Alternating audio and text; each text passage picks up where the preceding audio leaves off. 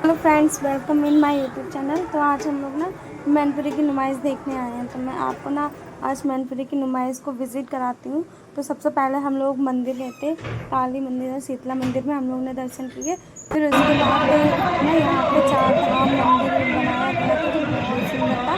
तो हम लोगों ने कहा चलो हम बनाए गए हैं तो हम लोग यहाँ पे माता रानी के दर्शन करने जाएंगे। तो मैं उसको आपको अंदर का पूरा व्यू दिखाऊंगी कि किस तरीके से 4 धाम यात्रा बनाई गई है, जो बहुत ही 4 धाम की यात्रा प्रारंभ करते हैं। यहाँ पे अलग अलग तरीके से भगवान जी की मूर्तियाँ बनाई गई थी और मतलब पूरे पहाड़ की तरीके से लुक दिया गया था। ये प्रवेश द्वार था, यहाँ से हम लोगों ने अंदर एंट्री ली थी। ऊपर गणेश जी और नीचे बजरंगबली बाबा की स्टैचू लगाया हुआ था। तो हम लोगों ने उनके चरणों को प्रणाम करते हुए यात्रा अपनी आरंभ कर दी। ये ना काफ़ी ऐसा लग रहा था जैसे हम लोग ना पहाड़ पे चढ़ते हुए ऊपर जा रहे हैं। और रास्ते में हम लोग को शंकर जी भी मिले थे, अलग अलग तरीके के, मतलब सभी देवी देवताओं को लगा के रखा था, मतलब उनके स्टैचू को स्थापित किया था। काफ़ी अच्छी लग रही थी, उनकी मूर्तियाँ लगी हुई थी और पहाड़ जैसे बनाए थे। ये देखो सैनिक और हिरण की भी जो, लेकिन इस दिन ना भीड़ बहुत थी, बहुत भीड़ थी।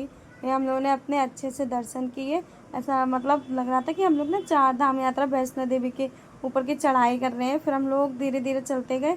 हाँ, हर एक भगवान जी हम लोगों को रास्ते में मिलते। ये हम लोग वैष्णो देवी की गुफा में पहुंच गए थे, जहाँ पे ना बाकी में लिटरली ऐसी फीलिंग आ रही थी कि हम लोग हकीकत में गुफा में गए हुए हैं। ये जय माता रानी की, यहाँ पे हम लोगों ने माता रानी के दर्शन किए, प्रसाद दिया पंडित जी ने हम लोग को। ये वैष्णो देवी के देखो, आप भी दर्शन कर लीजिए। ऐसे चलते जाते, गुफा काफ़ी लंबी थी और अलग अलग गुफा में अलग अलग भगवान जी स्थापित किए हुए थे, अलग भगवान जी स्थापित किए हुए थे। तो हम लोग ऐसे चलते जा रहे थे। जब हम लोग नीचे उतरने के लिए हुए थे तो हमें बाबा बर्फीले नाथ के दर्शन हुए। या आप लोग भी करिए बाबा बर्फीले नाथ के दर्शन, यहाँ पे आपको घर बैठे दर्शन हो जाएंगे। ये देखो, फिर एंड लास्ट में माता रानी के दर्शन किए हम लोगों ने। काफ़ी सुंदर मतलब बनाया हुआ था, ऐसा लग नहीं रहा था कि अंदर भी इतना अच्छा व्यू होगा। मतलब पहाड़ बनाया और मतलब सभी भगवान जी बनाए इतने अंदर, बिल्कुल गुफा के अंदर। आप देखो कितना सुंदर लग रहा है ना। ये देखो हमारे कैलाश नाथ बाबा, काफ़ी सुंदर लग रहा था। फिर एंड लास्ट हमारी यात्रा ख़त्म होती है, हम लोग एंटर करते हैं। अब हम लोग मेला में एंटर हो गए हैं। जब पे हर माल 5 रुपये 10 रुपये हर टाइप के माल दिखाएगा आपको, मतलब हर आइटम मिलेगा। 5 रुपये से स्टार्ट होता है, जहाँ पे हम लोगों ने 5 रुपये की ख़रीदारी जम के की। फिर ये हम लोग कप पे आ गए। ये वाला कंटेनर मैंने परचेज़ किया था और यहाँ से कुछ कप खरीदे थे। ये वाले ग्लास में मुझे काफ़ी अच्छे लगे थे, कोल्ड ड्रिंक के लिए अच्छे थे, काफ़ी अच्छे मतलब ग्लास और वो कप मिल रहे थे। तो एक अंकल जी ना बैलून ऐसे फुला के बेच रहे थे। फिर हम लोग अपने आगे प्रस्थान करते हुए मेले में, ये 5 रुपये की डिब्बी, हर माल 5 रुपये पे ही पहुँच रहे थे, पता नहीं क्यों, कुछ समझ में नहीं आता। तो पहुँच जाते हैं हर माल 5 रुपये में, जहाँ पे 5 रुपये में काफ़ी सारा आइटम था। फिर हम लोग अपने पहुँचते हैं सॉफ्टी खाने।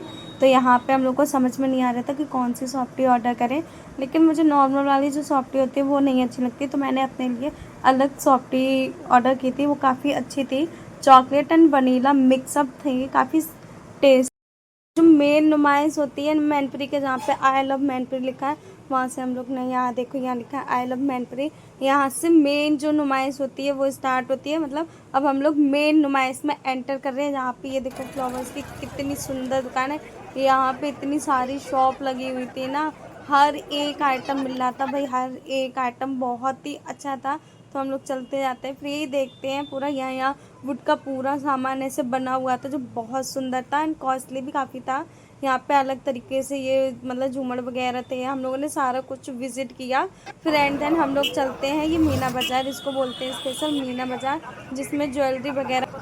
तो हम लोग मीना बाज़ार पहुँच गए हैं। तो पहले मैंने सोचा क्या करेंगे यार मीना बाज़ार में आके, तो सोचा आए हैं चलो तो एक बार देख लेते हैं। वैसे अपने मतलब तो है नहीं, ज्वेलरी वगैरह मैं पहनती नहीं, फिर भी देखा, फिर वही सामान सब कुछ मिल रहा था क्लेचर। फिर मैंने कहा चलो आओ, भूख लगती है, काफ़ी टाइम भी हो गया था, भूख भी काफ़ी तेज़ लग रही थी। तो यहाँ हम लोग बैठ के अपना ऑर्डर लगाते हैं। छोले भटूरे का पहले मैं ऑर्डर लगाती हूँ, मुझे काफ़ी भूख लगी थी। और ठीक थे छोले भटूरे अगर नुमाइश के हिसाब से, लेकिन ना पता ये लोग मेरे सारे छोले भटूरे चट्टे कर जाते हैं, मुझे पूछते भी नहीं है। उन्होंने छोले भटूरे खा गए ना। फिर इसके बाद मैं अकेले लगाती हूँ चाउमीन।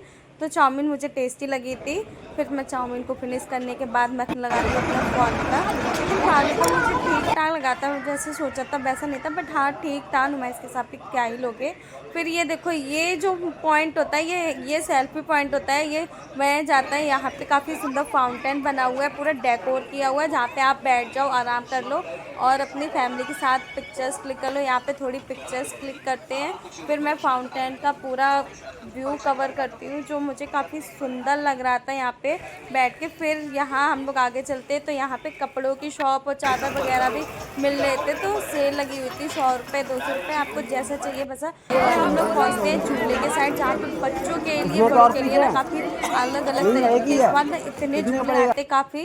मेरा ना ये वाला झूला झूलने का बहुत मन था, लेकिन ना मुझे बड़े वाले झूले में बहुत डर लगता है, तो इसलिए मैं कोई सा झूला नहीं झूलती। बट ये वाला झूला मैं ट्राई करती हूँ, जो पता नहीं किस टाइप से चला था, ऊपर नीचे जा रहा था। इसको झूले को फिनिश करने के बाद अब आता है time to going to home. अब तो मैंने कहा अब तो रात भी हो गई है, तब घर चला जाए। यहाँ पे मैं अपने ब्लॉग को ख़त्म करती हूँ एंड घर के लिए निकलती, ऑटो करती हूँ, फिर सीधा घर पहुँच जाती है एंड बाय बाय। पे टाइम आता है अपना ब्लॉग ख़त्म करने का एंड इसके बाद सीधा हम लोग ऑटो करते हैं, फिर घर पहुँचते हैं। Bye bye.